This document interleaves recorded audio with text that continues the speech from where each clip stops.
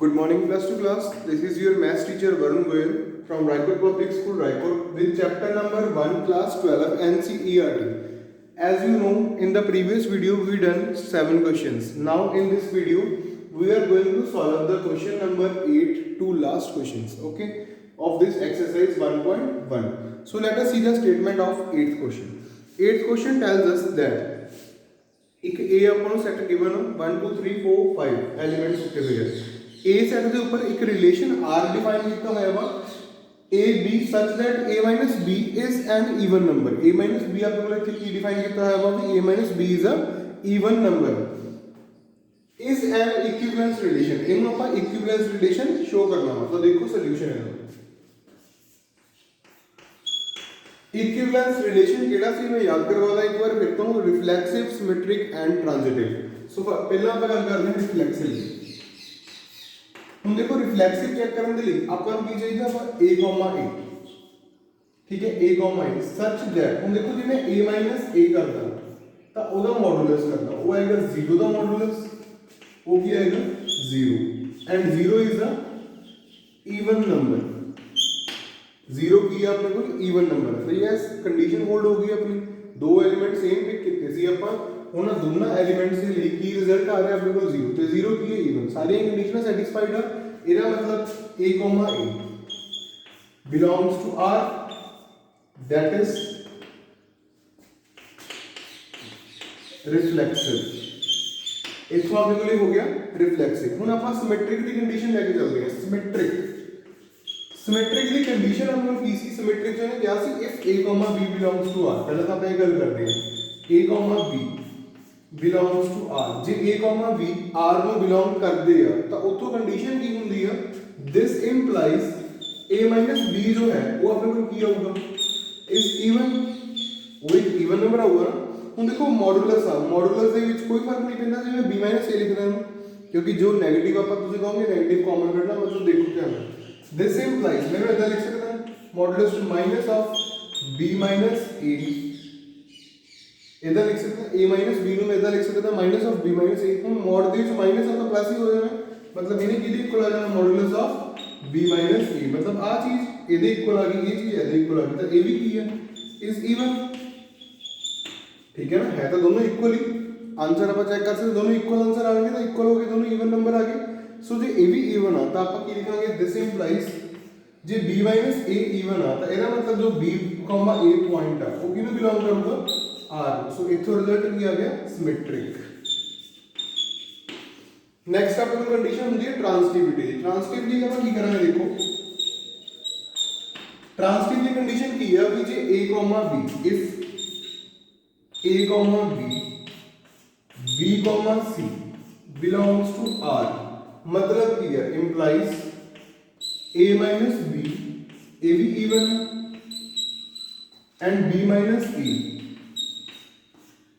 भी क्या आएगा even b minus a भी even आएगा sorry b minus c not a just write here c this implies clearly a minus c is also even ਇਹ ਵੀ ਕੀ ਆਏਗਾ ਆਪਣੇ ਕੋਲੇ ਈਵਨ ਨੰਬਰ ਹੀ ਆਊਗਾ ਚੈੱਕ ਕਰ ਸਕਦੇ ਹੋ ਕੋਈ ਵੀ ਐਗਜ਼ਾਮਪਲ ਲੈ ਲਓ ਜਿਹਦੇ ਵਿੱਚ a - b ਵੀ ਈਵਨ ਆਣਾ ਚਾਹੀਦਾ b - c ਵੀ ਈਵਨ ਆਣਾ ਚਾਹੀਦਾ ਵਾ ਤੇ ਉਸ ਤੋਂ ਬਾਅਦ ਤੁਸੀਂ ਚੈੱਕ ਕਰੋਗੇ ਵੀ a - c ਜਿਹੜਾ ਹੈਗਾ ਵਾ ਉਹ ਵੀ ਈਵਨ ਹੀ ਆਊਗਾ ਕਿਸੇ ਵੀ ਐਗਜ਼ਾਮਪਲ ਦੇ ਨਾਲ ਇਹਦੇ ਵਿੱਚੋਂ ਕੋਈ ਵੀ ਪੁਆਇੰਟ ਪਿਕ ਕਰਕੇ ਤੁਸੀਂ ਇਹ ਚੀਜ਼ ਨੂੰ ਚੈੱਕ ਕਰ ਸਕਦੇ ਹੋ you will get your result so ਇਹ ਰਿਜ਼ਲਟ ਕੀ ਹੋ ਗਿਆ ਟ੍ਰਾਂਜ਼ਿਟਿਵ ਹੋ ਗਿਆ ਇੱਥੋਂ ਤੁਹਾਡੇ ਕੋਲ ਕੀ ਆ ਗਿਆ ਰਾਜੇ that your relation is reflexive symmetric as well as transitive. Let us see the next part of this question. Now we will see the further part. Further उन्हें की पूछा है क्वेश्चन जो कहना show करो all elements of 1 3 5 are related to each other. एक दूसरे नाल relation रखते हैं. Also ਆਪਾਂ ਕੀ show ਕਰਨਾ ਵਾ ਵੀ all elements of 2 and 4 this set जिन्ने भी set ਦੇ ਵਿੱਚ element ਆ ਇਹ ਵੀ ਆਪਣੇ ਆਪ ਨਾਲ ਹੀ relation ਰੱਖਦੇ ਆ. But third part ਆਪਾਂ ਕੀ show ਕਰਨਾ ਵਾ no element 1 3 5 is related to 2, 4. सो पहला आप गल करते हैं 135 कि 135 अपने आप नाल रिलेटेड है या नहीं रिलेटेड होने का मतलब यही है भी ये जो उपर आप रिलेशन R लिखा होया वा उन्होंने सैटिस्फाइड कर भी रहे हैं या नहीं कर रहे वो चीज़ आप चैक करा। सो उन्होंने चैक करने के लिए देखो आप की करा सब तो पहले जो आप 1 की गल करिए देखो 1 का रिलेशन मैं 1 का चेक करना 1,1 ये तो वैलिड है ना 1,1 मतलब 1 माइनस 1 हो जाएगा 0 0 इवन नंबर है ओके डन हो गया खत्म। फिर जो मैं 1 का 3 ना चेक करा तब 1 माइनस 3 भी कितना आएगा मेरे को इवन नंबर ही होगा। ਤੇ ਜੇ मैं 1 5 ਦਾ ਚੈੱਕ ਕਰਾਂ ਉਹ ਵੀ ਮੇਰੇ ਕੋਲ ਕੀ ਆਊਗਾ ਈਵਨ ਨੰਬਰ ਮਤਲਬ ਇਹਨਾਂ ਤਿੰਨਾਂ 1 ਦੇ ਨਾਲ ਇਹਨਾਂ ਤਿੰਨਾਂ ਦਾ ਰਿਲੇਸ਼ਨ ਹੈਗਾ। ਉਸ ਤੋਂ ਬਾਅਦ ਇਦਾਂ ਹੀ ਮੈਂ 3 ਦੇ ਨਾਲ ਚੈੱਕ ਕਰੂੰਗਾ ਜੇ 1 3 ਦਾ ਰਿਲੇਸ਼ਨ ਹੈ 3 1 ਦਾ ਵੀ ਹੋਊਗਾ 5 1 ਦਾ ਵੀ ਹੋਊਗਾ 3 5 ਦਾ ਵੀ ਚੈੱਕ ਕਰ ਲੈਂਦੇ ਆਪਾਂ। ਦੇਖੋ ਇੱਥੇ ਹੁਣ 3 ਦੀ ਗੱਲ ਕਰਦੇ ਹਾਂ 3 ਦਾ 1 ਦਾ ਰਿਲੇਸ਼ਨ ਵੀ ਹੋਊਗਾ 3 ਦਾ 3 ਨਾਲ ਵੀ ਹੋਊਗਾ 3 ਦਾ 5 ਨਾਲ ਵੀ ਹੋਊਗਾ क्योंकि इन्हां नंबर ਨੂੰ ਤੁਸੀਂ ਉਹ ਵਾਲੀ ਜਗ੍ਹਾ ਤੇ ਪੁੱਟ ਕਰਕੇ ਦੇਖੋ ਤੁਹਾਡਾ ਆਨਸਰ ਈਵਨ ਨੰਬਰ ਹੀ ਆਊਗਾ। ਆਫਟਰਵਰਡਸ ਲਾਸਟ ਰਹਿ ਗਿਆ 5 1 5 3 ਲਾਸਟ ਇਜ਼ 5 5 ਜੇ ਇਹਨਾਂ ਨੂੰ ਵੀ ਪੁੱਟ ਕਰੋਗੇ ਤਾਂ ਵੀ ਆਪਣਾ ਆਨਸਰ ਕਿੰਨਾ ਆਏਗਾ it will be even number. ਤਾਂ ਇਹ ਕੀ ਆਪਣੇ ਕੋਲ ਈਵਨ ਨੰਬਰ ਹੀ ਆਊਗਾ। ਉਸੇ ਤਰ੍ਹਾਂ ਜਿਵੇਂ 2 ਤੇ 4 ਦੀ ਗੱਲ ਕਰਾਂ ਤਾਂ ਆਬਵੀਅਸ ਹੀ ਆ subtraction of two even numbers is also a even number। Subtraction जब आप 2 इवन नंबर से करते हैं वो भी की है इवन नंबर है तो आप ये कहेंगे कि ਇਹਦਾ ਆਨਸਰ ਕੀ ਆਏਗਾ ਯੈਸ ਵੀ ਇਹ ਇੱਕ ਦੂਸਰੇ ਨਾਲ ਰਿਲੇਟ ਕਰਦੇ ਆ। ਉਸੇ ਤਰ੍ਹਾਂ 2 ਤੇ 4 ਜਿਹੜਾ ਦਿੱਤਾ ਹੋਇਆ ਵਾ ਸਿਮਿਲਰਲੀ ਇਹਦਾ ਆਨਸਰ ਵੀ ਕੀ ਆਏਗਾ ਯੈਸ ਵੀ ਇਹ ਐਲੀਮੈਂਟ ਆਪਣੇ ਆਪ ਨਾਲ ਹੀ ਰਿਲੇਸ਼ਨ ਰੱਖਦੇ। ਚੈੱਕ ਆਪਾਂ ਇਦਾਂ ਹੀ ਕਰਾਂਗੇ। ਲਾਸਟ ਆਪਾਂ ਨੂੰ ਦਿੱਤਾ ਹੋਇਆ but no element of 135 is related to 24 135 ਦਾ ਕੋਈ ਵੀ ਐਲੀਮੈਂਟ 24 ਦੇ ਨਾਲ ਰਿਲੇਸ਼ਨ ਨਹੀਂ ਰੱਖਦਾ ਚੈੱਕ ਕਰ ਲੈਂਦੇ ਆ। ਪਹਿਲਾਂ ਤਾਂ 1 ਤੇ 2 ਚੈੱਕ ਕਰ ਲਓ 1 ਤੇ 2 1 minus 2 is 1 मॉडल का 1 होगा 1 इवन नंबर नहीं है सो एक कोई एलिमेंट भी है it doesn't belongs to r a relation r ਨੂੰ ਬਿਲੋਂਗ ਨਹੀਂ ਕੀਤਾ। ਸੋ ਇੱਥੇ ਆ ਕੇ ਇਹ ਕਹਾਣੀ ਆਪਾਂ ਸਿੱਧਾ ਹੀ ਓਵਰ ਕਰ ਦਾਂਗੇ ਡਾਇਰੈਕਟ ਵੀ ਇਹਦੇ ਜਿਹੜੇ ਐਲੀਮੈਂਟਸ ਆ ਉਹ ਉਹਦੇ ਨਾਲ ਰਿਲੇਸ਼ਨ ਨਹੀਂ ਰੱਖਦੇ। ਠੀਕ ਹੈ ਜੀ। ਸੋ ਇੱਥੇ ਆ ਕੇ ਤੁਹਾਡਾ ਕੁਐਸਚਨ ਨੰਬਰ 8 ਕੰਪਲੀਟ ਹੁੰਦਾ ਵਾ। Now let us see the new one. So well, ninth question is again an easiest question। ਉਹ ਕਹਿੰਦਾ ਵਾ show that each element of a relation R in the set A set ਆਪਾਂ ਨੂੰ ਦਿੱਤਾ ਹੋਇਆ ਵਾ ਐਲੀਮੈਂਟਸ ਨੇ x belongs to integer ਤੇ ਉਹ ਜਿਹੜੇ ਇੰਟੀਜਰ ਆਪਾਂ ਲੈਣੇ ਕਿੱਥੋਂ ਆ 0 ਤੋਂ ਲੈ ਕੇ 12 ਤੱਕ ਹੀ ਲੈਣੇ ਨੇ। given by R is equals to a comma b such that a minus b is a multiple of 4 is an equivalence relation। Find set of all elements related to 1। उस तो बाद आप एक सैट ਇਹੋ ਜਿਹਾ फाइंड करना वा सारे एलिमेंट्स ਦਾ ਜਿਹੜਾ 1 ਦੇ ਨਾਲ ਰਿਲੇਸ਼ਨ ਰੱਖਦਾ ਵਾ। ਠੀਕ ਹੈ। ਸਭ ਤੋਂ ਪਹਿਲਾਂ ਤਾਂ ਆਪਣਾ ਕੰਮ ਹੈ ਇਕੁਇਵਲੈਂਸ ਸ਼ੋ ਕਰਨਾ। ਇਕੁਇਵਲੈਂਸ ਸ਼ੋ ਕਰਨ ਦੇ ਲਈ ਦੇਖੋ ਹੁਣ ਆਪਾਂ ਕਰਾਂਗੇ ਕੀ ਪਹਿਲਾ ਕੰਮ ਬੇਟਾ ਤੁਹਾਡਾ ਕੀ ਆ ਤੁਸੀਂ ਜੋ ਰਿਲੇਸ਼ਨ ਆਪਾਂ ਨੂੰ r ਦਿੱਤਾ ਹੋਇਆ ਉਹਨੂੰ ਡਿਫਾਈਨ ਤਾਂ ਉਹਨਾਂ ਨੇ ਕਰ ਦਿੱਤਾ। a ਸੈਟ ਨੂੰ ਆਪਾਂ ਸੈਟ ਬਿਲਡਰ ਫਾਰਮ ਦੇ ਚੋਂ ਰੋਸਟਰ ਫਾਰਮ ਚ ਕਨਵਰਟ ਕਰ ਲੈਂਦੇ ਆ ਪਹਿਲਾਂ। ठीक है। सो वो सिंपली एलिमेंट्स अपने को आगे देखो a is equals to 0 1 2 3 4 5 6 7 8 9 10 11 12 a set ਦਾ ਆਪਣੇ ਕੋਲ a ਵਾਲਾ ਹੈ। ਹੁਣ ਰਿਲੇਸ਼ਨ ਆਪਾਂ r ਦੀ ਜੇ ਗੱਲ ਕਰੀਏ ਤਾਂ r ਆਪਣੇ ਕੋਲ ਹੈਗਾ a b a b is multiple of 4 a b ਜੋ ਹੈ वो 4 ਦਾ ਮਲਟੀਪਲ ਹੋਵੇ ਤਾਂ ਰਿਫਲੈਕਸਿਵ ਦੀ ਗੱਲ ਕਰਦੇ ਹਾਂ। ਦੇਖੋ ਰਿਫਲੈਕਸਿਵ ਦੇ ਲਈ ਤਾਂ ਕੀ ਆਊਗਾ a ਮਤਲਬ a ਦੀ ਗੱਲ ਕਰ ਰਹੇ ਹਾਂ a ਦਾ ਆਨਸਰ ਕਿੰਨਾ ਆਏਗਾ ਥੋੜਾ ਜਿਹਾ ਡਾਇਰੈਕਟ ਚੱਲਦੇ ਹਾਂ 0 ਤਾਂ 0 ਕੀ ਹੈ ਇਸ ਮਲਟੀਪਲ ਆਫ 4 ਤਾਂ ਰਿਫਲੈਕਸਿਵ ਹੋ ਗਿਆ। ਉਸ ਤੋਂ ਬਾਅਦ ਸਿਮੈਟ੍ਰਿਕ ਦੀ ਗੱਲ ਕਰਦੇ ਹਾਂ। ਸਿਮੈਟ੍ਰਿਕ ਦੇ ਵਿੱਚ ਰਿਲੇਸ਼ਨ ਕੀ ਹੁੰਦਾ ਆਪਾਂ ਇਹ ਲੈ ਕੇ ਚੱਲਦੇ ਹਾਂ ਵੀ a b ਮਲਟੀਪਲ ਆਫ 4 ਹੈਗਾ ਵਾ कि b minus a भी मल्टीपल ऑफ 4 होगा। यस ऑब्वियस ही गल है।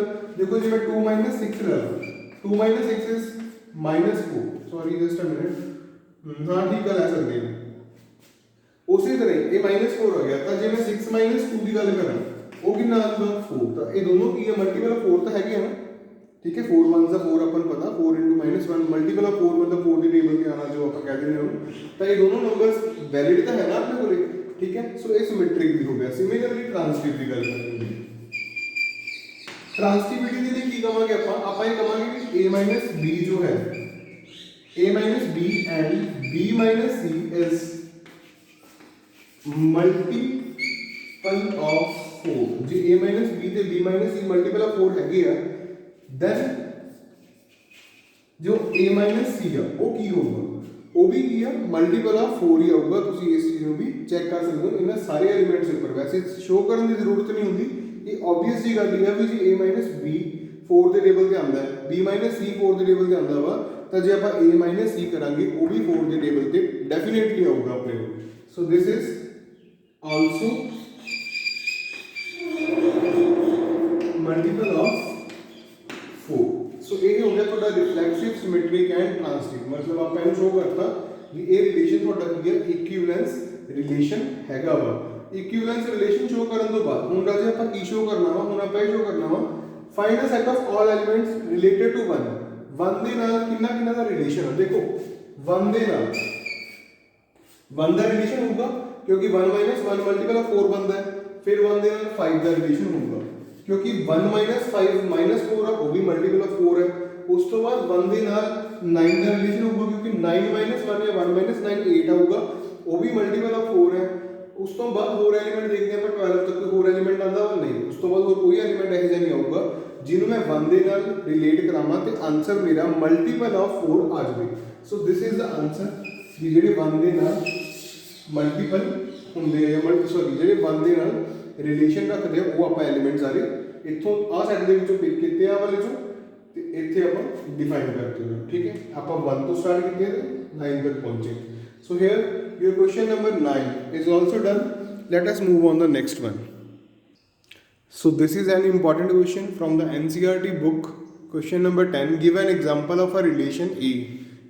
Relation ਦੀ ਆਪਾਂ ਐਗਜ਼ਾਮਪਲ ਦੇਣੀਆਂ ਨੇ ਜਿਹੜਾ ਸਿਮੈਟ੍ਰਿਕ ਹੋਵੇ। ਦੇਖੋ ਮੈਂ ਥੋੜਾ ਜਿਹਾ ਸ਼ਾਰਟ ਕਰਕੇ ਲਿਖਿਆ ਹੋਇਆ ਵਾ, ਸਿਮੈਟ੍ਰਿਕ ਹੋਵੇ। ਸਿਮੈਟ੍ਰਿਕ ਹੋਣ ਦਾ ਮਤਲਬ ਕੀ ਆ ਵੀ ਇੱਕ ਇਹੋ ਜਿਹਾ ਰਿਲੇਸ਼ਨ ਜਿਹੜਾ ਸਿਮੈਟ੍ਰਿਕ ਤਾਂ ਹੈ ਬਟ ਉਹ ਰਿਫਲੈਕਸਿਵ ਤੇ ਟ੍ਰਾਂਸਟਿਵ ਨਹੀਂ ਹੈ। ਤੁਹਾਡੀ ਬੁੱਕ 'ਚ ਪ੍ਰੋਪਰ ਸਟੇਟਮੈਂਟ ਹੈਗੀ, ਦੇਖ ਸਕਦੇ ਹੋ। ਮੈਂ ਉਹ ਵਾਲੇ ਟਰਮਸ ਲਿਖੀਆਂ ਨੇ ਜਿਹੜੀਆਂ ਆਪਾਂ ਸ਼ੋ ਕਰਨੀਆਂ ਵੀ ਹੋਣੀਆਂ ਚਾਹੀਦੀਆਂ ਨੇ। ਠੀਕ ਹੈ, ਉਸੇ ਤਰ੍ਹਾਂ ਨੈਕਸਟ ਕੀ ਹੈ, ਟ੍ਰਾਂਜ਼ਿਟਿਵ ਹੈਗਾ।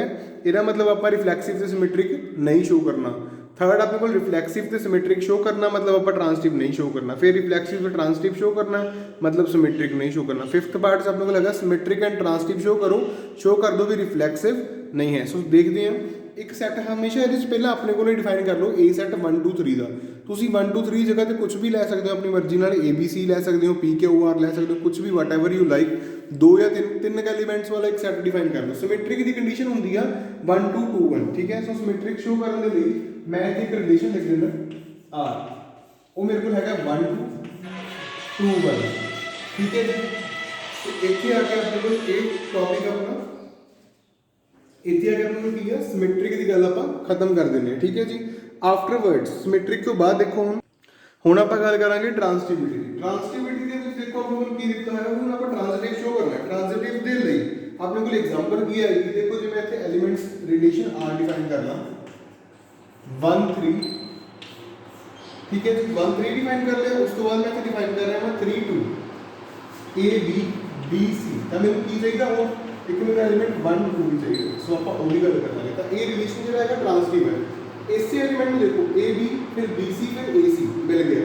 ਹੁਣ ਜਿਵੇਂ ਇਹਨੂੰ A B ਮੰਨਣਾ, ਇਹਨੂੰ ਜੇ ਮੈਂ A B ਮੰਨਣਾ ਤਾਂ B C ਦਾ ਮੇਰੇ ਕੋਲ ਹੈ ਨਹੀਂ ਗਾ, B C ਮੇਰੇ ਕੋਲ ਨਹੀਂ ਅਵੇਲੇਬਲ ਹੈਗਾ। ਤਾਂ ਜੇ B C ਹੈ ਨਹੀਂ ਗਾ ਤਾਂ ਆਪਾਂ A C ਦੀ ਗੱਲ ਹੀ ਨਹੀਂ ਕਰਾਂਗੇ। ਉਸੇ ਤਰ੍ਹਾਂ ਜਿਵੇਂ ਇਹਨੂੰ A B ਮੰਨਣਾ ਤਾਂ B C ਫੇਰ ਨਹੀਂ ਹੈਗਾ ਤਾਂ ਫਿਰ ਆਪਾਂ B C ਦੀ ਗੱਲ ਨਹੀਂ ਕਰਾਂਗੇ। ਤਾਂ ਇਹ ਕੀ ਹੈ, ਓਨਲੀ ਟ੍ਰਾਂਸਟਿਵ। ਹੁਣ ਆਪਾਂ ਗੱਲ ਕਰਨੀ ਹੈ ਰਿਫਲੈਕਸਿਵ ਐਂਡ ਸਿਮੈਟ੍ਰਿਕ ਦੀ। ਦੇਖੋ ਰਿਫਲੈਕਸਿਵ ਦੀ ਗੱਲ ਜਦੋਂ ਵੀ ਆਉਂਦੀ ਆ ਤਾਂ ਆਪਾਂ ਨੂੰ ਆਹ ਐਲੀਮੈਂਟ ਰਿਕੁਆਇਰਡ 1 1 2 2 3 3, ਕਿਉਂਕਿ ਮੈਂ ਤੁਹਾਨੂੰ ਦੱਸਿਆ ਸੀ ਰਿਫਲੈਕਸਿਵ ਦੀ ਡੈਫੀਨੇਸ਼ਨ ਦੇ ਵਿੱਚ ਵੀ ਜਿੰਨੇ ਵੀ ਸੈੱਟ ਦੇ ਵਿੱਚ ਐਲੀਮੈਂਟ ਆ ਉਹਨਾਂ ਸਾਰਿਆਂ ਦੇ ਡਬਲੈਟਸ ਇਹਦੇ ਵਿੱਚ ਪ੍ਰੈਜ਼ੈਂਟ ਹੋਣੇ ਜ਼ਰੂਰੀ ਹੈ। ਸਿਮੈਟ੍ਰਿਕ ਦੀ ਗੱਲ ਕਰ ਰਹੇ ਹਾਂ ਤਾਂ ਨਾਲ ਇੱਕ ਐਲੀਮੈਂਟ ਆਪਾਂ ਲਗਾ ਲੈਂਦੇ ਹਾਂ 1 2 2 1। ਠੀਕ ਹੈ, so this relation is reflexive as well as symmetric. ਇਹ ਟ੍ਰਾਂਸਟਿਵ ਨਹੀਂ ਹੈ, ਚੈੱਕ ਕਰ ਸਕਦੇ ਹੋ। ਹੁਣ ਤੁਸੀਂ ਚੈੱਕ ਕਰੋਗੇ, ਤੁਸੀਂ ਕਹੋਗੇ ਵੀ 1 1 ਹੈਗਾ, A B ਹੈਗਾ, B C ਵੀ ਹੈਗਾ, ਤਾਂ 1 2 ਚਾਹੀਦਾ ਵਾ A C ਲਈ। ਤਾਂ 1 2 ਪ੍ਰੈਜ਼ੈਂਟ, ਤੁਸੀਂ ਕਹੋਗੇ ਯੈਸ ਪ੍ਰੈਜ਼ੈਂਟ ਹੈ। ਫਿਰ ਉਹਦੇ 2 2 ਹੈਗਾ, 2 1 ਹੈਗਾ, ਤਾਂ ਫਿਰ 2 1 ਚਾਹੀਦਾ, ਉਹ ਵੀ ਹੈਗਾ। 3 3 ਹੈਗਾ, ਉਸ ਤੋਂ ਬਾਅਦ ਦੇਖੋ 3 3 ਇੱਥੇ ਐਲੀਮੈਂਟ ਪ੍ਰੈਜ਼ੈਂਟ ਆ ਬਟ ਇਸ ਤੋਂ ਇਲਾਵਾ ਇਹਦੇ 'ਚ ਹੋਰ ਕੋਈ ਐਲੀਮੈਂਟ ਫਰਦਰ ਆਪਣੇ ਕੋਲੇ ਨਹੀਂ ਹੈ। ਸੋ ਇੱਥੇ ਆਪਾਂ ਇਹਨੂੰ ਕੀ ਲਿਖਾਂਗੇ ਵੀ ਦਿਸ ਰਿਲੇਸ਼ਨ ਇਜ਼, ਇਹ ਰਿਲੇਸ਼ਨ ਕੀ ਆ ਆਪਣੇ ਕੋਲੇ, ਟ੍ਰਾਂਜ਼ਿਟਿਵ ਨਹੀਂ ਹੈ। ਇਹਦੇ ਅਕੋਰਡਿੰਗ ਟ੍ਰਾਂਜ਼ਿਟਿਵ ਨਹੀਂ ਹੈ। ਇੱਥੇ ਆਪਾਂ ਐਲੀਮੈਂਟਸ ਹੋਰ ਐਡ ਕਰ ਲੈਂਦੇ ਹਾਂ ਥੋੜੀ ਜਿਹੀ। 2 1 1 2 2 1 ਐਡ ਕੀਤਾ ਸੀ। ਉਸ ਤੋਂ ਬਾਅਦ ਆਪਾਂ ਇੱਥੇ ਕਰਦੇ ਹਾਂ 2 3 3 2। ਇਹ ਵੀ ਐਲੀਮੈਂਟਸ ਆਪਣੇ ਲਈ ਐਡ ਕਰਨੇ ਜ਼ਰੂਰੀ ਆ, ਤਾਂ ਹੀ ਇਹ ਸਿਮੈਟ੍ਰਿਕ ਦੀਆਂ ਸਾਰੀ ਕੰਡੀਸ਼ਨਸ ਨੂੰ ਸੈਟੀਸਫਾਈਡ ਕਰੂਗਾ ਆਪਣੇ ਨੂੰ। ਠੀਕ ਹੈ, ਸੋ ਇੱਥੇ ਜੇ ਮੈਂ ਹੋਰ ਐਲੀਮੈਂਟਸ ਵੀ ਐਡ ਕਰ ਦਿੰਦਾ ਤਾਂ ਤੁਸੀਂ ਧਿਆਨ ਨਾਲ ਦੇਖੋ। ਹੁਣ ਮੈਂ 3 3 ਦੀ ਗੱਲ ਕਰਦਾ, 3 3 ਹੈਗਾ, 3 2 ਹੈਗਾ, ਤਾਂ 3 2 ਚਾਹੀਦਾ ਮੈਨੂੰ ਦੁਬਾਰਾ, ਉਹ ਵੀ ਮਿਲ ਜੇਗਾ ਆਪਾਂ। ਓਕੇ, 1 2 ਹੈਗਾ, ਉਸ ਤੋਂ ਬਾਅਦ 2 3 है, बट 1,3 ये जो एलिमेंट आ ये आर दे विच नहीं है, सो आप लिख देंगे since 1,3 doesn't belongs to this one, so this is not transitive. हुण आप गल करांगे रिफ्लेक्सिव एंड ट्रांजिटिव दी, भी रिफ्लेक्सिव होवे ते ट्रांजिटिव होवे, ठीक है। सो ਉਹਦੇ ਲਈ ਆਪਾਂ ਕੀ ਐਲੀਮੈਂਟਸ ਲੈਣੇ ਆ, ਦੇਖੋ रिफ्लेक्सिव ਦੀ ਜਦੋਂ ਵੀ ਗੱਲ ਹੁੰਦੀ ਹੈ ਤਾਂ ਆਪਾਂ ਕੀ ਲਿਖਾਂਗੇ, एलिमेंट्स 1 1 2 2 3 3, ਇਹ एलिमेंट्स ਤਾਂ ਆਪਣੇ ਰਿਕੁਆਇਰਡ ਹੀ ਨੇ, ठीक है। ਤਾਂ ਹੁਣ ਦੇਖੋ ਜੇ 1 1 ए भी हैगा BC है नहीं, ਆਪਾਂ ਗੱਲ ਹੀ ਨਹੀਂ ਕਰਾਂਗੇ, इसी ए भी हैगा BC है नहीं, ਆਪਾਂ ਗੱਲ ही नहीं करांगे, ए भी हैगा BC है नहीं ਤਾਂ ਆਪਾਂ ਉਹਦੀ ਵੀ ਗੱਲ ਨਹੀਂ ਕਰਾਂਗੇ, ਬਟ ਇੱਕ एलिमेंट ਆਪਾਂ ਇਹ ਚੂਜ਼ ਕਰ ਲੈਣੇ ਆ, दैट इज 1 2। ਹੁਣ ਇਹਦੇ ਨਾਲ ਦੇਖੋ 1 1 ਹੈਗਾ 1 2 ਹੈਗਾ, ਤਾਂ 1 2 ਹੈਗਾ ਯੈਸ ਹੈਗਾ, ਤਾਂ ਇਹਦਾ ਮਤਲਬ ਇੱਕ ट्रांजिटिव ਦਾ एलिमेंट ਆਪਾਂ ਇਦਾਂ ਵੀ ਕੰਸੀਡਰ ਕਰ ਸਕਦੇ। So this relation is reflexive as well as transitive. ਹੁਣ ਆਪਾਂ ਸ਼ੋ ਕਰਨਾ ਵਾ ਵੀ symmetric and transitive, symmetric and transitive ਦੀ ਕੰਡੀਸ਼ਨ ਕੀ ਆਊਗੀ, ਪਹਿਲਾਂ ਦੇਖੋ ਆਪਾਂ ਨੂੰ ਚਾਹੀਦਾ 1 2 1 2 ਹੈਗਾ ਤਾਂ ਆਪਾਂ 2 1 ਚਾਹੀਦਾ, ओके। आफ्टरवर्ड्स 1 2 ਆ 2 1 हो गया, 2 3 3 2 ਲੈ ਲੈਣੇ ਆਪਾਂ, 2 3 3 2। ਉਸ ਤੋਂ ਬਾਅਦ ਆਪਣੇ ਕੋਲ ਰਹਿ ਗਿਆ ਕਿ ਐਲੀਮੈਂਟ 1 3 ਰਹਿ ਗਿਆ, ਸੋ ਆਪਾਂ ਉਹ ਵੀ ਲਿਖ ਲੈਂਦੇ 1 3 3 1। देखो सिमेट्रिक दी कंडीशंस मैं लिख दी जिन्नियां ਇਹਦੇ पॉसिबल केसेस बन रहे थे सिमेट्रिक ਦੇ मैं सारे लिख दिए। मैं शो करना वा कि this relation is symmetric and transitive but not reflexive. Reflexive the clear भी है नहीं, सिमेट्रिक दिख रहा वा ए बी है बी ए पे है, A B B A B B सारे हैगे है, ओके। सो आफ्टरवर्ड्स ट्रांजिटिविटी ਦੀ ਗੱਲ ਕਰਦੇ ਹਾਂ 1 2 है 2 1 है, ठीक है। ਤਾਂ ਆਪਾਂ ਨੂੰ ਐਲੀਮੈਂਟ ਕਿਹੜਾ ਚਾਹੀਦਾ ਸੀ 1 1 ਚਾਹੀਦਾ ਸੀ, ਉਹਦੇ ਨਾਲ ਇਹਨੇ ਕੀ ਹੋ ਜਾਣਾ ਸੀ ਆਪਣੇ ਕੋਲੇ, ਜੇ 1 1 ਐਲੀਮੈਂਟ ਇਸ ਪ੍ਰੈਜ਼ੈਂਟ ਕਰ ਦਿੰਦੇ ਆਪਾਂ ਤਾਂ ਇਹ ਰਿਲੇਸ਼ਨ ਕੀ ਹੋ ਜਾਊਗਾ ਆਪਣੇ ਕੋਲ, ਦਿਸ ਰਿਲੇਸ਼ਨ ਬਿਕਮਸ रिफ्लेक्सिव आल्सो, सो रिफ्लेक्सिव भी हो जाना वा। तो तुम चेक कर सकते हो नेक्स्ट एलिमेंट 2 1 है, जे 2 1 है 1 3 है तो 2 3 यस प्रेजेंट है। उस तो बाद जे 2 3 ਦੀ ਗੱਲ ਕਰਾਂ 3 2 ਦੀ ਗੱਲ ਕਰਾਂ 2 2 एलिमेंट ਆਪਾਂ नहीं चूज कर सकते, ठीक है। आफ्टरवर्ड्स ਕਿਹੜਾ एलिमेंट ਲੈ ਰਹੇ ਆਪਾਂ 3 2 3 2 है, ਉਸ ਤੋਂ ਬਾਅਦ ਕੀ ਹੈ 2 1 है तो 3 1 एलिमेंट ਦੀ ਗੱਲ ਕਰ ਰਹੇ ਉਹ ਵੀ ਆਪਣੇ ਕੋਲ ਪ੍ਰੈਜ਼ੈਂਟ ਹੈ। ਸੋ ਇਸ ਤਰ੍ਹਾਂ ਆਪਾਂ ਇਹਨੂੰ ਸ਼ੋ ਕਰ ਸਕਦੇ ਹਾਂ ਵੀ ਜਿਹੜਾ ਸੈਟ ਡਿਫਾਈਨ ਕੀਤਾ ਹੋਇਆ ਇਹ ਡਿਫਾਈਨ ਹੀ ਕੁਝ ਇਸ ਤਰ੍ਹਾਂ ਕਰਤਾ ਆਪਾਂ ਵੀ ਜਿਹੜੀ ਇਹਦੇ ਵਿੱਚ ਐਲੀਮੈਂਟ ਆ ਉਹ ਸਿਰਫ ਸਿਮੈਟ੍ਰਿਕ ਤੇ ਟ੍ਰਾਂजिटिव ਹੈਗੇ ਆ, ਬਾਕੀ ਉਹ ਐਲੀਮੈਂਟਸ ਆਪਣੇ ਕੋਲੇ ਨਹੀਂ ਹੈਗੇ। ਸੋ ਇੱਥੇ ਆ ਕੇ ਤੁਹਾਡਾ ਕੁਐਸਚਨ ਨੰਬਰ 10 ਓਵਰ ਹੋ ਜਾਂਦਾ ਵਾ। Now let us move on the next one. ਦੇਖੋ 11th ਕੁਐਸਚਨ ਦੀ ਸਟੇਟਮੈਂਟ ਆ ਵੀ ਪੀ ਕਿਊ ਇੱਕ ਪੁਆਇੰਟ ਹੈ, distance of P point from region and distance of Q point from region is equal. ये शो करना वा भी यही की है इक्विवेलेंस रिलेशन है, क्लियर कट जी गल है, वैसे तो इक्विवेलेंस है ही है। सो आप चेक भी कर लेंगे, इट्स ओके नो प्रॉब्लम। देखो आ रीजन है, इत्थों एक पी पॉइंट की गल कर लेने, इत्थों एक आप क्यू पॉइंट की गल कर लेने। वो कहता आ दोनों डिस्टेंस आपस दे विच की ने इक्वल दिते हुए हैं। सो सब तो पहला आप रिफ्लेक्सिव की गल करिए जी। देखो रिफ्लेक्सिव के लिए की रिजल्ट होंदा वा, रिफ्लेक्सिव के लिए रिजल्ट ए होंदा सॉरी ए कॉमा ए, मतलब आप पी कॉमा पी पॉइंट की गल करांगे तो देखो एक पॉइंट दा जे आ वाली पी दा डिस्टेंस ओरिजिन तो जितना हैगा वा ओ पी भी तो सेम ही है, दोनों पॉइंट सेम है, तो मतलब इना डिस्टेंस दोनों पॉइंट्स का बार-बार आही लाइन रिप्रेजेंट हो रही है तो ए की है यस रिफ्लेक्सिव तो हैगा ही है। सिमेट्रिक की गल कर लेंगे, सिमेट्रिक ਦੇ ਵਿੱਚ ਇਹ ਕੀ ਹੋਊਗਾ ਆਪਾਂ ਕਹਿ ਰਹੇ ਹਾਂ ਵੀ ਪੀ ਕਿਊ ਇਫ ਪੀ ਕਿਊ ਦਾ ਜਿਹੜਾ ਡਿਸਟੈਂਸ ਆ ਪੀ ਕਿਊ ਬਿਲੋਂਗਸ ਟੂ ਆਰ ਲਿਖ ਦੋ, ਮਤਲਬ ਕੀ ਆ ਵੀ ਜਿਹੜਾ ਪੀ ਕਿਊ ਦਾ ਡਿਸਟੈਂਸ ਆ ਉਹ origin ਤੋਂ ਸੇਮ ਆ, ਤਾਂ ਜੇ ਮੈਂ ਕਿਊ ਪੀ ਦੀ ਗੱਲ ਕਰਾਂ this implies Q P also belongs to R, ਇਹ ਵੀ ਆਰ ਨੂੰ ਬਿਲੋਂਗ ਕਰੂਗੀ। ਰੀਜ਼ਨ ਕੀ ਹੈ ਦੇਖੋ ਜੇ ਮੈਂ ਕਹਿ ਰਿਹਾ ਵੀ O ਤੋਂ P ਤੱਕ ਦਾ ਡਿਸਟੈਂਸ O ਤੋਂ ਕਿਊ ਦੇ ਇਕੁਅਲ ਆ, ਮਤਲਬ ਮੈਂ ਇਹ ਕਹਿ ਰਿਹਾ OP is equals to OQ। ਤੇ ਜੇ ਮੈਂ ਇਹੀ ਚੀਜ਼ ਨੂੰ ਇਦਾਂ ਲਿਖਣਾ OQ is equals to OP, ਕੋਈ ਫਰਕ ਨਹੀਂ ਪਿਆ। ਸੋ ਸਿਮੈਟ੍ਰਿਕ ਵੀ ਹੋ ਗਿਆ। ਟ੍ਰਾਂजिटिविटी ਦੀ ਗੱਲ ਕਰਦੇ ਆ PQ ਤੇ ਇੱਕ ਆਪਾਂ ਲੈ ਲਾਂਗੇ R, ਠੀਕ ਹੈ। ਹੁਣ ਮੈਂ ਕੀ ਕਹਿ ਰਿਹਾ ਹਾਂ ट्रांजिटिविटी ट्रांजिटिव में कह रहे हैं कि OP जो है वो इक्वल है OQ, ठीक है। फिर मैं कह रहा हूँ कि OQ जो है वो इक्वल है OR जी, तब बाय 1 एंड 2 जी मैं यही इक्वेट करता हूँ, this implies OP is equal to OR, तो एक ही हो गया अपने बोले ट्रांजिटिव हो गया। उस तो बाद वो कहता है कि जेड़ा P पॉइंट है कि ये एक P पॉइंट कोई सर्कल बनाऊगा। देखो राजी क्लियर की गल है, आ ओरिजिन है, आ कोई पॉइंट P है, P पॉइंट जे मैं इथों मान लो है इथों तो इथे तक दा डिस्टेंस जे मैं इधर रोटेट करा ਇੱਕ ਫਿਕਸ ਪੁਆਇੰਟ ਤੋਂ ਜਦੋਂ ਆਪਾਂ ਕਿਸੇ ਨੂੰ ਰੋਟੇਟ ਕਰਦੇ ਹਾਂ ਤਾਂ ਉਹ ਕੀ ਬਣਾਉਂਦੀ ਹੈ, ਸਰਕਲ ਬਣਾਉਂਦੀ ਹੈ। ਤੇ ਉਸ ਜਿਹੜੇ ਬਾਕੀ ਦੇ ਪੁਆਇੰਟਸ ਉਹ ਸਾਰੇ ਉਹਦੇ ਉੱਪਰ ਲਾਈ ਕਰਦੇ ਕਿ ਦਿਖ ਰਿਹਾ ਆਪਾਂ ਨੂੰ ਵੀ ਜੇ ਆਪਾਂ ਪੀ ਕਿਊ ਆਰ ਤਿੰਨ ਡਿਫਰੈਂਟ ਪੁਆਇੰਟ ਵੀ ਲਿੱਤੇ ਆ ਤਾਂ ਤਿੰਨੋਂ ਦੇ ਤਿੰਨੋਂ ਸਰਕਲ ਦੀ ਬਾਉਂਡਰੀ ਦੇ ਉੱਪਰ ਹੀ ਆ ਰਹੇ ਨੇ। So this represent a circle also. So ਇਹਦਾ ਮਤਲਬ ਕੀ ਹੈ, yes here these points represent a circle also because the distance of each point from the origin is equal। हर एक point ਦਾ origin ਤੋਂ distance ਜਿਹੜੀ ਮਰਜ਼ੀ direction 'ਚ ਲੈ ਲਓ ਉਹ ਬਾਕੀ ਦੇ points ਨਾਲ ਕੀ ਆ, same ਆ, equal ਆ। that's why ਆਪਾਂ ਕਹਾਂਗੇ ਵੀ ਇਹ points ਕੀ ਨੇ ਆਪਣੇ ਕੋਲੇ origin ਤੋਂ ਇੱਕ circle draw ਕਰਦੇ ਆ graph ਦੇ ਉੱਪਰ। so this question is over here, let us move on the next। well 12th question statement is relation R is equals to T1 T2 such that T1 is similar to T2। T1 जो है अपने को वो T2 ਦੇ similar है। consider three right angle triangles T1 ने sides ਦਿੱਤੀਆਂ T2 T3 ਦੀਆਂ, which triangles among T1 T2 T3 are similar। ਇਹ ਵੀ ਆਪਾਂ ਦੱਸਣਾ। ਪਹਿਲਾਂ ਤਾਂ ਇਕੁਇਵਲੈਂਸ ਰਿਲੇਸ਼ਨ ਦੀ ਗੱਲ ਕਰ ਲਈਏ। ਦੇਖੋ ਇਹਦੇ ਵਿੱਚ ਰਿਫਲੈਕਸਿਵ ਦੀ ਜਦੋਂ ਮੈਂ ਗੱਲ ਕਰੂੰਗਾ, ਰਿਫਲੈਕਸਿਵ ਦੇ ਲਈ ਰਿਜ਼ਲਟ ਕੀ ਆ ਰਿਹਾ ਦੇਖੋ। ਰਿਫਲੈਕਸਿਵ ਦੇ ਲਈ ਆਪਾਂ ਲਵਾਂਗੇ T1 T1। Yes it is obvious, ਇਹ ਤਾਂ obvious ਦੀ ਗੱਲ ਹੈ ਕਿ ਇੱਕ ਟ੍ਰਾਇੰਗਲ ਆਪਣੇ ਆਪ ਦੇ ਸਿਮਿਲਰ ਤਾਂ ਹੋਊਗੀ। ਸਿਮੈਟ੍ਰਿਕ ਦੀ ਗੱਲ ਕਰ ਲੈਂਦੇ ਹਾਂ। ਸਿਮੈਟ੍ਰਿਕ ਦੇ ਲਈ ਕੀ ਹੋਊਗਾ, ਜੇ T1 ਟ੍ਰਾਇੰਗਲ T2 ਦੇ ਸਿਮਿਲਰ ਆ, ਠੀਕ ਹੈ, ਦਿਸ ਇੰਪਲਾਈਜ਼ ਜਿਹੜੀ T2 ਟ੍ਰਾਇੰਗਲ ਆ ਉਹ T1 ਦੇ ਵੀ ਸਿਮਿਲਰ ਹੋਊਗੀ। ਇਹ ਵੀ obviously ਨੈਚੁਰਲ ਗੱਲ ਹੋ ਗਈ। ਆਪਾਂ ਟ੍ਰਾਂਸਟੀਵਿਟੀ ਦੀ ਗੱਲ ਕਰਦੇ ਹਾਂ, T1 ਟ੍ਰਾਇੰਗਲ ਆਪਾਂ ਲੈ ਕੇ ਚੱਲਦੇ ਹੁੰਦੇ ਹਾਂ ਵੀ T2 ਦੇ ਸਿਮਿਲਰ, T2 ਟ੍ਰਾਇੰਗਲ ਜਿਹੜੀ ਹੈਗੀ ਆ ਉਹ T3 ਦੇ ਸਿਮਿਲਰ ਹੈ। ਤਾਂ obvious ਜੀ ਗੱਲ ਹੈ, this implies ਜਿਹੜੀ T1 ਹੈ ਉਹ T3 ਦੇ ਸਿਮਿਲਰ ਹੋਊਗੀ। ਸੋ ਇਕੁਇਵਲੈਂਸ ਰਿਲੇਸ਼ਨ ਤਾਂ ਹੋ ਗਿਆ। ਪ੍ਰੋਪਰ ਵਰਡਿੰਗ ਤੁਸੀਂ ਖੁਦ ਹੀ ਲਿਖੋਗੇ। ਆਫਟਰਵਰਡਸ ਹੁਣ ਆਪਾਂ ਗੱਲ ਕਰਦੇ ਹਾਂ ਤਿੰਨ triangles the T1 T2 and T3 ਦੀ। ਇਹਨਾਂ ਚ ਟ੍ਰਾਇੰਗਲਸ ਕਿਹੜੀਆਂ ਸਿਮਿਲਰ ਨੇ। ਸਿਮਿਲਰ ਟ੍ਰਾਇੰਗਲਸ ਲਈ ਆਪਾਂ ਬੇਸਿਕ ਪ੍ਰੋਪੋਰਸ਼ਨੈਲਿਟੀ ਥਿਊਰਮ ਦੀ ਹੈਲਪ ਲਵਾਂਗੇ। 10th ਕਲਾਸ ਚ BPT ਥਿਊਰਮ ਪੜ੍ਹੀ ਹੋਈ ਆਪਾਂ, ਠੀਕ ਹੈ, ਜਿਹਨੂੰ ਥੇਲਸ ਆਈ ਥਿੰਕ ਤੁਸੀਂ ਕਹਿੰਦੇ ਨੇ, ਓਕੇ, ਉਹਦੀ ਹੈਲਪ ਲੈਣੇ ਆ। ਹੁਣ ਦੇਖੋ T1 ਤੇ T3 ਦੇਖੋ, ਜੇ ਮੈਂ ਲਿਖਾਂ 3/6 equal to 4/8 equals to 5/10 and these all are equals to 1/2। ਇਹ ਸਾਰੀਆਂ ਸਾਈਡਸ ਕੀ ਨੇ, ਇੱਕ ਦੂਜੇ ਦੇ ਪ੍ਰਪੋਰਸ਼ਨਲ ਆ ਗਈਆਂ। ਜੇ ਪ੍ਰਪੋਰਸ਼ਨਲ ਆ ਗਈਆਂ ਤਾਂ ਬੇਸਿਕ ਪ੍ਰਪੋਰਸ਼ਨੈਲਿਟੀ ਥਿਊਰਮ ਆਪਾਂ ਨੂੰ ਕੀ ਕਹਿੰਦੀ ਹੈ, ਵੀ ਦੋ ਟ੍ਰਾਇੰਗਲਸ ਕੀ ਹੁੰਦੀਆਂ ਨੇ, ਸਿਮਿਲਰ ਹੁੰਦੀਆਂ ਨੇ। ਸੋ ਉਹ ਰਿਜ਼ਲਟ ਆਪਾਂ ਇੱਥੇ ਯੂਜ਼ ਕਰਦੇ ਹੋਏ ਕਹਾਂਗੇ T1 is similar to T2। ਸੋ ਇੱਥੇ ਆ ਕੇ ਤੁਹਾਡਾ ਇਹ ਕੁਐਸਚਨ ਓਵਰ ਹੋ ਜਾਂਦਾ ਹੈ। ਇਹਦੇ ਵਰਗਾ ਹੀ ਨੈਕਸਟ ਕੁਐਸਚਨ ਦੇਖਦੇ ਹਾਂ ਆਪਾਂ, ਠੀਕ ਹੈ। Next see the 14th question, L1 L2 L1 is parallel to L2 is equals to relation R। ਇਹਨੂੰ ਆਪਾਂ ਇਕੁਇਵਲੈਂਸ ਪਹਿਲਾਂ ਤਾਂ ਸ਼ੋ ਕਰਦੇ ਹਾਂ। ਇਕੁਇਵਲੈਂਸ ਸ਼ੋ ਕਰਨਾ ਬਹੁਤ ਈਜ਼ੀ ਆ। ਹੁਣ ਤਾਂ ਆਪਾਂ ਕਾਫੀ ਕੁਐਸਚਨਸ ਕਰ ਵੀ ਚੁੱਕੇ ਹਾਂ। R1 ਦੀ ਗੱਲ ਕਰਦੇ ਹਾਂ, R ਦੀ ਗੱਲ ਕਰਦੇ ਹਾਂ, sorry just a minute, reflexive, yes reflexive ਦੀ ਗੱਲ ਕਰਦੇ ਹਾਂ। ਰਿਫਲੈਕਸਿਵ ਦੇ ਵਿੱਚ ਆਪਣੇ ਕੋਲ ਆਏਗਾ L1, L1।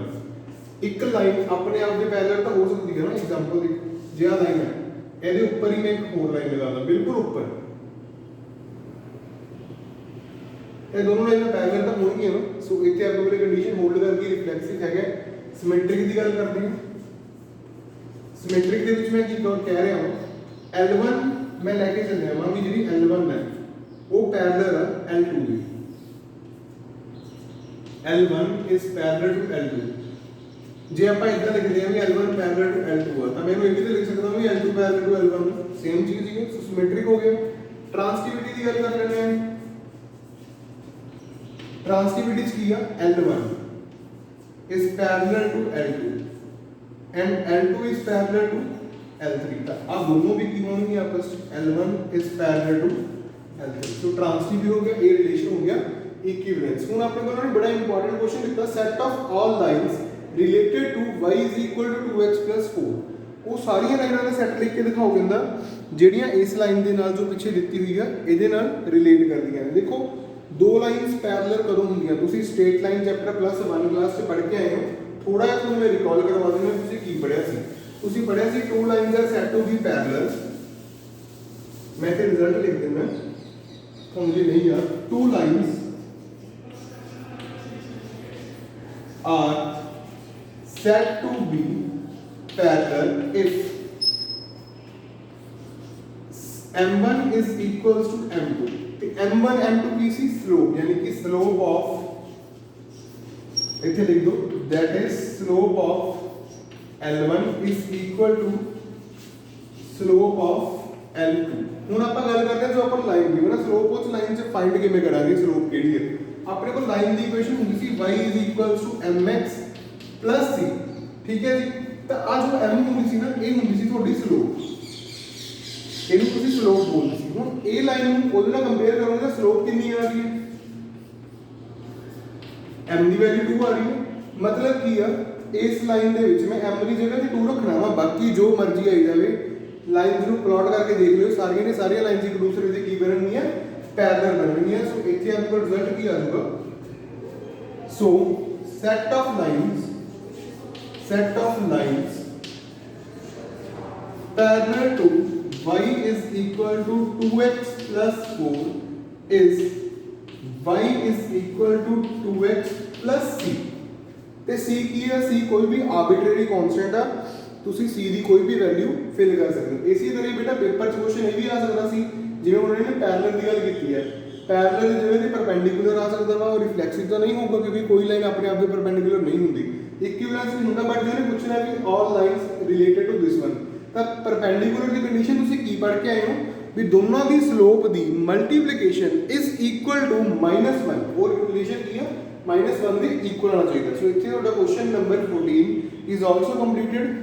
Let us move on the 2 MCQs whatever left।